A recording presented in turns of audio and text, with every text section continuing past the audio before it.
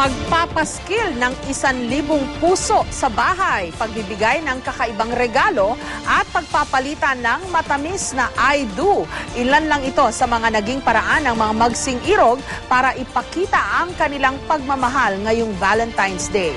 Ayon sa 2010 census ng National Statistics Office, milyong-milyong Pilipino pa rin daw ang naghahanap ng kanilang kabiyak. Isa sa kada 2 lalaki at 2 naman sa bawat 5 babae, single. May 7 lalaki na single sa bawat 6 na babaeng walang katipan. Marami ang nagpupursiging makahanap ng pag-ibig dahil ang love life raw ang ikalawa sa mga nagpapasaya sa mga Pilipino. May report si Claire Delfin. Puso dito, puso doon. Ito ang unang nasilayan ng misis ni Yus Cooper Vic Regala pagkagising niya ngayong Valentine's Day. Dahil ang kanyang mister, hindi lang daw buong puso, kundi 1,000 puso ang inalay sa kanya. At bawat hugis pusong ipinaskil sa loob at labas ng bahay, may lamang mensahe, love quotes, pick-up lines at mga pangalan ng lugar na napuntahan na nilang mag-asawa. Sa Dagupan City naman, imbes na bulaklak o chocolates, isda ang ipinanregalo ngayong araw ng mga puso. May kanya-kanyang simbolo raw ang mga ornamental fish. Ang mga koi mula sa Japan para raw sa mga naghahanap ng matibay na relasyon.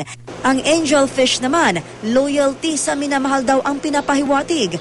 Monogamous daw kasi ang isdang ito. Kumbaga nakatagpo talaga sila ng kanilang true love na until the end, sila pa rin yung magkasama.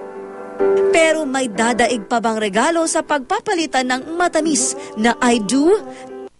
Sa araw na ito, humarap sa dambana ang GMA cameraman na si Julius at researcher ng unang hirit na si Jen.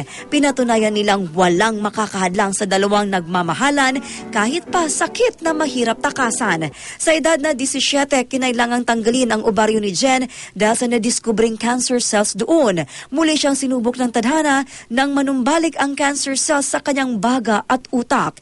Pero sa gitna ng pagsubok na ito, si Julius daw ang nagsisilbi niyang lakas. Yung babaeng mamahalin ko ng buong buhay ko, na pag-aalayan ko ng buong buhay ko.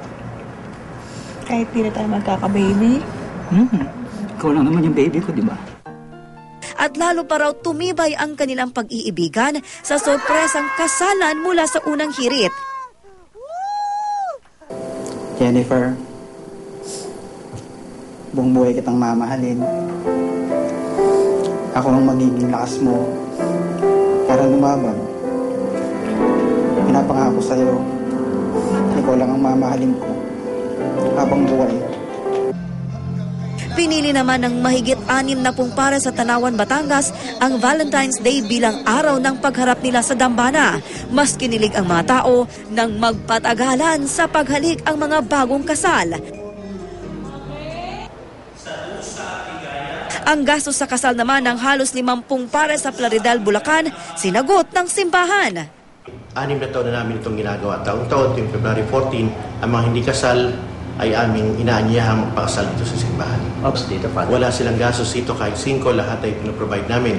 Aras, belo, kordon, pati yung mga regalo, at kuminsan pati yung damit na isusuot pag kinakailangan nila.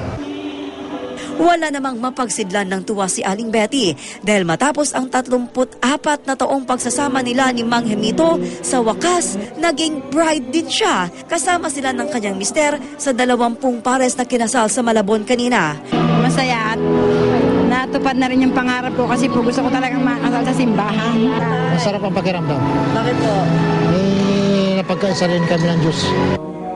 Ang araw na ito, para daw sa kanila, napuno ng kulay dahil ang Valentine's Day naging simula ng pagsasama nila habang buhay. Claire Delfin, GMA News.